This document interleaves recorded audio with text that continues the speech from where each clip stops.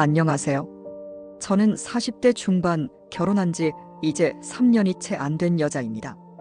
겉으로 보기에는 안정된 사업을 하고 있고 매달 세후로 3천만 원 정도의 소득이 있습니다. 결혼할 당시 제 자산은 10억 원이 조금 넘었습니다. 그러니 흔히들 말하는 잘 나가는 여자였죠. 돈이 있고 일도 하고 건강했고 제 인생은 제 손에 달려 있다고 믿었던 시절이었습니다. 남편은 대기업에 다니는 회사원입니다. 연봉은 1억 원 정도 되었지만 가진 건 없었습니다. 그런데도 제가 그와 결혼을 결심한 이유는 단순했습니다. 우리는 참 잘 맞았거든요.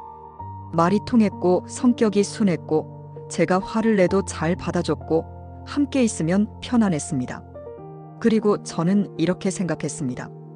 돈은 내가 벌면 되지. 중요한 건 서로의 성격과 마음이잖아. 시댁은 처음에 평범해 보였습니다. 겉으로 보기엔 소박했고 서울에 작은 아파트도 있다고 들었습니다. 특별히 부유하지도 그렇다고 아주 가난해 보이지도 않았습니다. 하지만 조금 이상한 기운은 있었습니다. 시어머니가 저를 보면서 지나치게 기뻐하던 모습, 돈 잘 버는 전문직 며느리라는 사실을 유독 강조하던 모습, 결혼식을 올리기도 전에 혼인신고부터 하자고 재촉하던 모습이 지금 돌이켜보면 그때 이미 불길한 신호였는지도 모르겠습니다. 남편은 마이너스 통장을 가지고 있었습니다. 8천만 원. 분양받은 아파트 계약금 때문이라고 했습니다. 저는 그 돈을 못마땅하게 여기면서도 결국 제 돈으로 갚아주었습니다. 신혼집도 제 돈으로 마련했습니다. 혼수도 제가 거의 다 했습니다. 시댁에서는 1,000만 원을 주셨는데 그게 전부였죠. 사실 그때까지만 해도 저는 대수롭지 않게 생각했습니다. 뭐 어때? 내가 돈이 있는데. 내가 잘 벌면 되지. 이게 제 순진한 자신감이었습니다. 남편은 정말 좋은 사람이었습니다. 저를 사랑했고 제 부모님께도 잘했고 집안일도 잘 도왔습니다. 저는 이렇게 믿었습니다. 그래, 돈이 조금 기울었어도 괜찮아. 사랑이 있고 믿음이 있으니까. 하지만 결혼하고 한 달도 되지 않아 균열이 시작됐습니다. 어느 날 시어머니가 전화를 걸어왔습니다. 목소리는 다급했습니다. 세입자가 나가면서 보증금을 내줘야 하는데 지금 당장 돈이 없어서 큰일이야. 며느리, 오늘은 700만 원만 좀 빌려줘. 며칠 뒤에 3천만 원만 더 빌려줘. 대신 내 남편한테는 말하지 말아줘.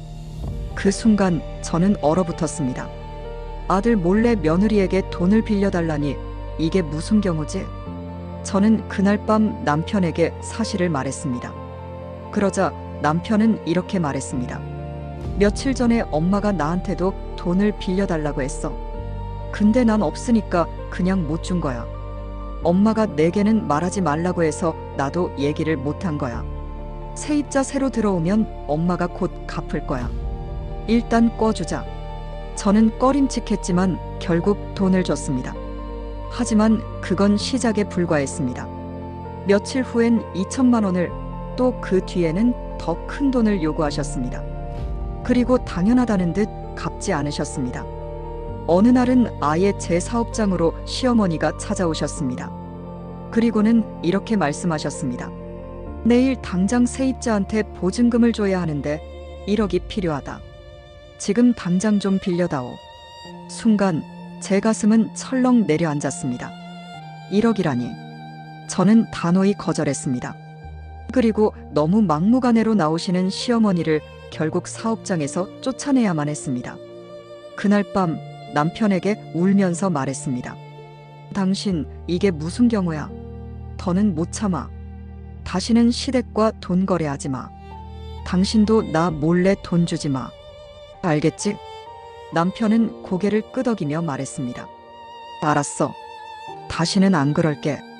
하지만 세상은 제 바람대로 흘러가지 않았습니다. 몇 달 뒤 저는 남편 통장을 보게 되었습니다. 거기엔 마이너스 8천만 원이라는 잔액이 찍혀 있었습니다. 이게 뭐야? 제가 물었습니다.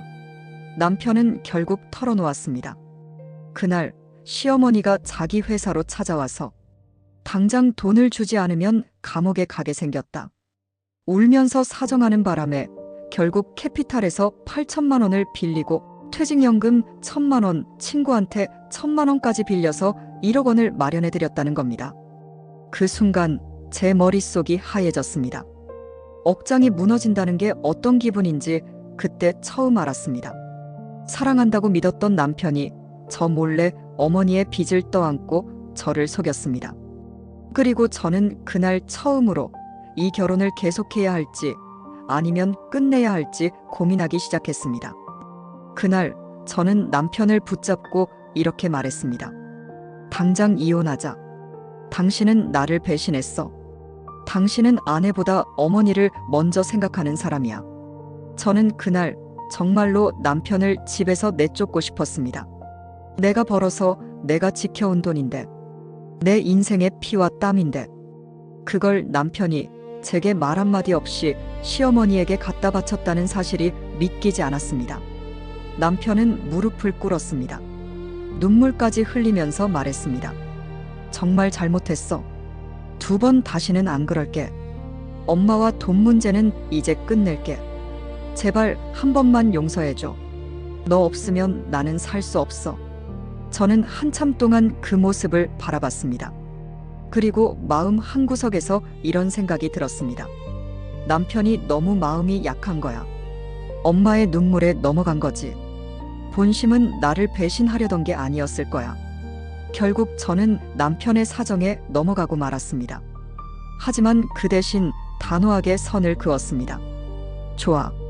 하지만 이번이 마지막이야. 다시는 이런 일이 생기면 무조건 이혼이야. 그리고 내가 갚은 빚, 그 돈은 결국 내가 갚아줄 거야. 하지만 조건이 있어. 각서를 써. 그날 남편은 제 앞에서 종이에 이렇게 적었습니다. 앞으로 어머니와 금전 거래를 하지 않는다. 아내 몰래 어떠한 돈도 쓰지 않는다. 만약 이를 어길 시에는 즉시 이혼하고 현재 아내가 대신 갚은 2억 원 상당의 채무를 전액 변제한다. 그리고 본인 이름으로 서명하고 지장을 찍었습니다. 저는 그 각서를 손에 쥐고서야 겨우 마음을 조금 놓을 수 있었습니다. 그리고 남편의 월급, 보너스, 모든 수입은 전부 제 통장으로 들어오게 했습니다. 더 이상은 허술하게 두지 않겠다고 다짐했습니다. 한동안은 평화로웠습니다. 우리는 다시 웃고 함께 밥을 먹고 함께 집안을 꾸려갔습니다. 남편은 여전히 다정했고 제 부모님께도 잘했고 회사에서도 성실했습니다. 그래서 저는 이렇게 믿었습니다. 이제 정말 끝났구나. 우린 다시 정상적인 부부로 돌아왔구나. 하지만 평화는 오래가지 않았습니다. 어느 날 시어머니에게서 전화가 왔습니다. 그날은 남편과 제가 함께 있었는데 남편이 스피커폰으로 전화를 받았습니다. 수화기 너머로 들려오는 목소리는 떨리고 있었습니다. 얘야, 나 지금 깡패들한테 붙잡혀 있어. 돈을 안 주면 죽인다고 해. 지금 당장 3천만 원만 보내줘. 제발, 제발 엄마 좀 살려줘. 저는 숨이 막히는 기분이었습니다. 그리고 단호하게 말했습니다. 어머니, 경찰에 신고하세요. 저희는 더 이상 돈을 드릴 수 없습니다. 감옥에 가시더라도 그건 어머니 책임입니다. 우리는 대신할 수 없습니다. 남편은 전화를 붙잡고 눈물을 흘렸습니다. 하지만 저도 굳건했습니다. 더는 안 돼. 이번에는 절대로 안 돼. 그날 밤 남편은 말없이 눈물을 닦으며 잠들었습니다. 저는 옆에서 누워 있으면서도 마음속 깊이 불안이 몰려왔습니다. 정말 이번에도 남편이 엄마를 거절할 수 있을까? 혹시 또 몰래 돈을 빌리진 않을까? 그런데 시간이 지나면서 상황은 아무 일도 없는 듯 흘러갔습니다. 시어머니의 위협은 허세였는지 별다른 일은 일어나지 않았습니다. 그리고 몇 달 동안은 잠잠했습니다. 그 사이 남편은 제게 이렇게 말했습니다. 엄마도 이제는 정말 반성한 것 같아. 그리고 생활비 정도는 드리면 좋지 않을까? 한 달에 50만 원 정도만 보내자. 저는 한참을 망설이다가 결국 마음이 약해졌습니다. 그래, 용돈 정도는 괜찮겠지. 그리고 매달 생활비 50만 원씩을 보내드리기로 했습니다. 그래도 착한 아들이다. 효심이다. 이렇게 생각하실 수도 있을 겁니다. 하지만 제 마음은 달랐습니다. 이건 단순한 효심이 아니었습니다. 이건 끝없는 의존, 끝없는 굴레였습니다. 그리고 결국 제 불안은 현실이 되었습니다. 얼마 전 남편의 통장을 보다가 이상한 송금 내역을 발견했습니다. 추궁 끝에 남편은 결국 사실을 털어놓았습니다. 그날 시어머니가 울면서 전화했던 바로 그 시기, 남편은 또다시 캐피탈에서 3천만 원을 빌려 시어머니에게 건네주었던 겁니다. 그리고 그 빚을 지난 2년 동안 과외 수입이나 보너스가 생길 때마다 조금씩 갚아온 겁니다. 저는 무너졌습니다. 돈 때문이 아니었습니다. 문제는 거짓말이었습니다. 2년 동안 저는 남편을 믿었습니다. 이제는 변했을 거야. 이제는 다시는 그런 일이 없을 거야. 하지만 남편은 제 곁에서 웃으면서도, 제 눈을 보면서도, 제 손을 잡으면서도 저 몰래 거짓말을 이어갔던 겁니다. 그 순간 제 마음속에서는 수많은 목소리가 들렸습니다. 나는 바보였던 걸까? 사랑이라고 믿었던 게 다 거짓이었던 걸까? 저는 남편을 바라보며 이렇게 말했습니다. 너 각서 기억나? 내가 직접 쓴 그 각서. 지키지 않았잖아. 그렇다면 이제 남은 길은 이혼뿐이야. 남편은 또다시 무릎을 꿇었습니다. 제발 제발 이혼만은 하지 마. 엄마와 정말 인연 끊을게. 2번 다시는 안 그럴게. 나한테 기회를 한 번만 더 줘. 이런 남자를 과연 믿을 수 있을까요? 과연 다시 손을 잡고 함께 걸어갈 수 있을까요? 저는 결국 남편의 거짓말을 다시 알게 된 그날, 책상 위에 놓인 각서를 꺼내 들었습니다. 남편이 직접 쓴 그 종이 한 장. 거기에는 분명 이렇게 적혀 있었습니다. 만약 이 약속을 어길 시 나는 아내와 즉시 이혼하고 채무를 전액 변제한다. 저는 그 문장을 손가락으로 짚으면서 말했습니다. 내가 직접 쓴 거야. 내가 약속했잖아. 그런데 어겼어. 그럼 이제 끝내야지. 남편은 고개를 떨군 채 말했습니다. 정말 잘못했어. 2번 다시는 안 그럴게. 제발 이혼만은 하지 말아줘. 너 없으면 난 살 수 없어. 그 말을 듣는 순간 제 마음은 흔들렸습니다. 이 사람은 분명히 성실한 사람이에요. 집에서도 회사에서도 제 부모님 앞에서도 그는 늘 좋은 남편이자 좋은 사위였습니다. 하지만 신뢰가 깨져버린 결혼이 과연 유지될 수 있을까요? 밤이 깊어갈수록 제 머릿속은 점점 더 복잡해졌습니다.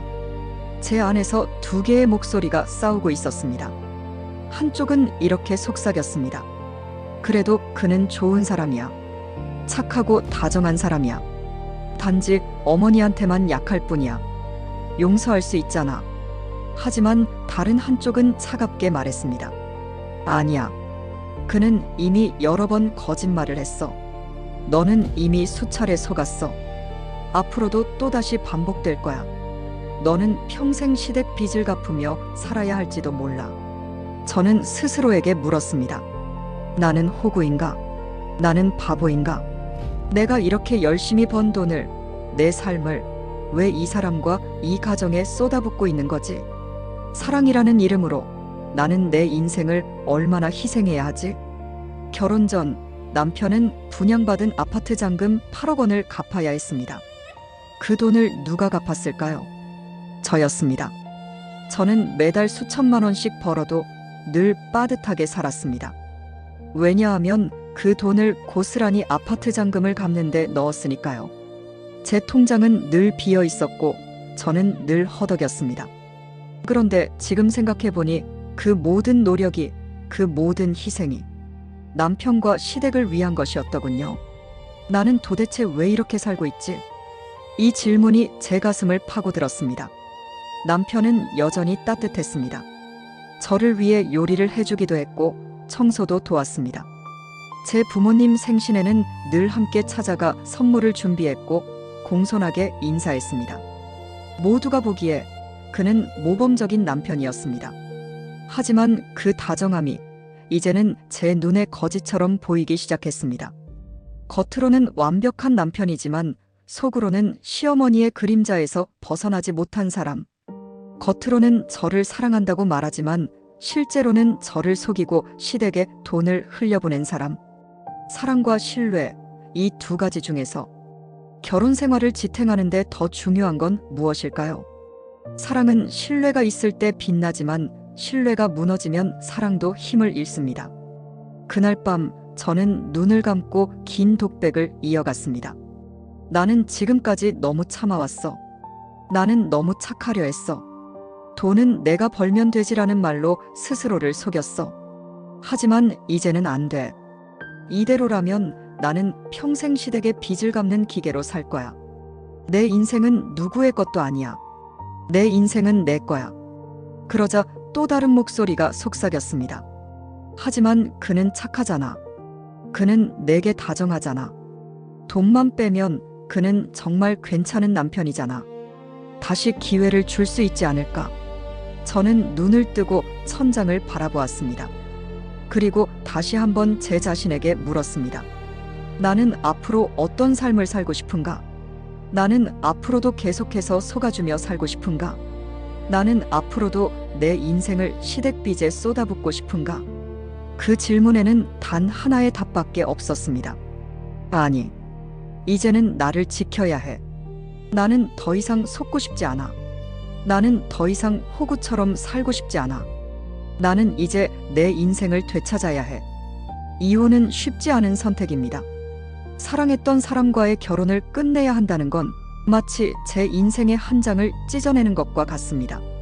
그럼에도 불구하고 저는 제 삶을 지키기 위해 이제는 정말 결정을 내려야 할 때가 된 것 같습니다. 저는 이제 이혼을 진지하게 생각하기 시작했습니다. 그동안 수없이 흔들렸고 수없이 용서했고 수없이 속았습니다. 하지만 이제는 제 삶을 지키기 위해 제가 먼저 선을 그어야 한다고 느꼈습니다. 이혼이라는 단어를 입 밖으로 꺼내는 순간 제 가슴은 덜컥 내려앉았습니다. 이게 실패일까? 내 인생이 잘못된 선택으로 얼룩진 걸까? 아니면 오히려 지금이야말로 내 삶을 구해내는 용기일까? 수많은 생각이 엇갈렸습니다. 밤마다 저는 제 삶을 곱씹었습니다. 결혼 전 10억이 넘는 자산을 가진 채 당당하게 살던 나.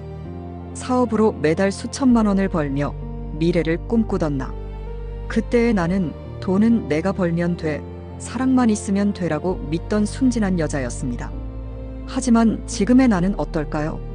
수년 동안 시댁빚에 휘둘리고 남편의 거짓말에 무너지고 내 통장 속 잔고를 보며 한숨 쉬는 사람이 되었습니다. 저는 서류 봉투를 펼쳐 남편이 쓴 각서를 다시 읽었습니다. 어길 시 이혼한다. 그 약속은 이미 깨졌습니다. 종이 위의 글씨는 차갑게 저를 응시하고 있었습니다. 저는 제게 물었습니다. 내가 만약 지금 이혼하지 않는다면 앞으로의 내 인생은 어떻게 될까? 그리고 나는 또다시 속고 또다시 돈을 쏟아붓겠죠. 그게 반복된다면 내 인생은 어디로 흘러갈까요? 내가 아무리 열심히 일해도 그 돈은 결국 다른 사람의 빚더미 속으로 사라지고 말 겁니다. 그러면 나는 평생 무엇을 위해 사는 걸까요? 내 부모님께는 매달 30만 원밖에 드리지 못하면서 시댁에는 매달 500만 원이 넘는 돈을 바치며 살아가는 삶. 그게 정말 옳은 걸까요? 저는 책상 위에 계산기를 올려놓고 숫자를 두드려 보았습니다. 결혼하고 나서 지금까지 시댁에 들어간 돈. 억 단위를 훌쩍 넘었습니다. 그 돈이면 부모님께 집을 한 채 사드릴 수도 있었고 제 사업을 더 키워 안정적인 기반을 만들 수도 있었습니다. 그런데 나는 무엇을 했나요? 남편의 무능함과 시댁의 욕심을 메워주느라 내 인생을 낭비하고 있었던 겁니다. 가끔은 이런 생각도 듭니다. 남편은 착한 사람이다. 성실하다. 그저 엄마에게만 약하다. 하지만 곧 다른 생각이 밀려옵니다. 아니야, 그는 결국 선택을 했어. 아내를 속이고 어머니를 택한 거야. 그게 한두 번도 아니고 수년 동안 반복된 거야.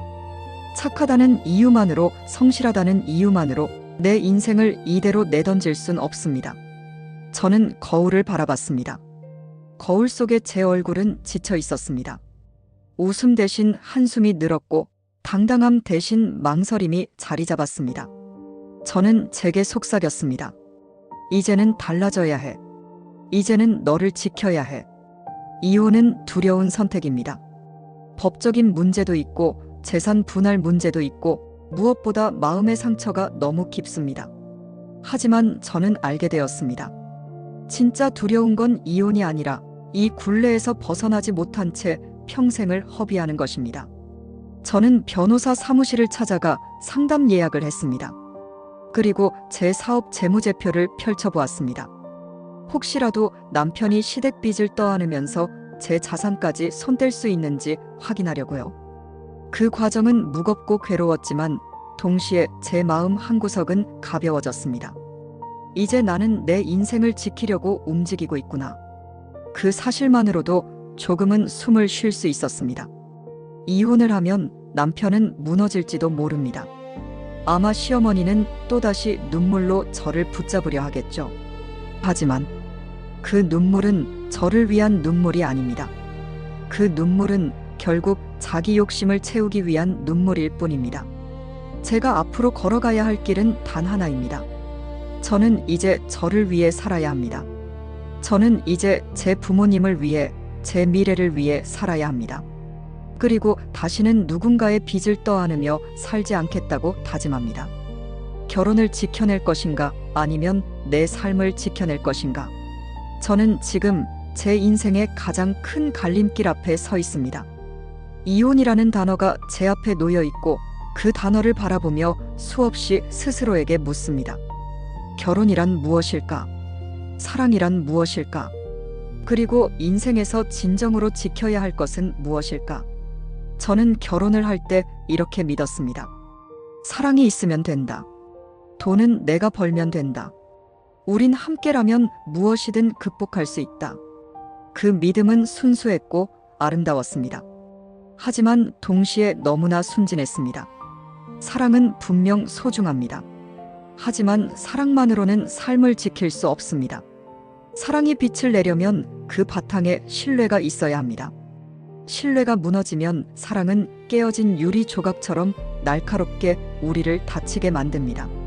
저는 남편을 사랑했지만 남편은 저를 속였습니다. 그리고 저는 깨달았습니다.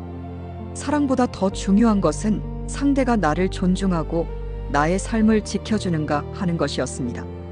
또한 저는 경계에 대해 깨달았습니다. 사람은 누구나 부모가 있고 가족이 있습니다. 하지만 결혼을 했다면 새로운 가정을 지켜야 합니다. 그럼에도 불구하고 제 남편은 경계를 세우지 못했습니다. 어머니의 눈물 앞에서 무너졌고 아내를 속이면서까지 그 경계를 허물었습니다. 저는 제 자신에게도 물었습니다. 나는 왜 이렇게까지 참았을까? 나는 왜 이렇게까지 속아주었을까? 나는 왜 이렇게까지 희생하며 살아왔을까? 그리고 대답은 하나였습니다. 저는 사랑이라는 이름으로 제 자신을 지우며 살아왔던 겁니다. 사랑이라는 이유로 내 삶을 희생하는 것이 당연하다고 착각했습니다. 삶은 길고 또 짧습니다. 누구나 언젠가는 이 세상을 떠나야 합니다. 그 짧은 인생에서 내가 감당해야 할 짐은 무엇일까요? 저는 이제 깨달았습니다. 내가 짊어져야 할 짐은 타인의 빚이 아니라 내 인생의 의미와 내 선택의 책임이라는 것을 이제 저는 선택하려 합니다. 사랑을 놓는 대신 제 삶을 붙들려 합니다. 남편을 놓는 대신 저 자신을 붙들려 합니다. 물론 두렵습니다.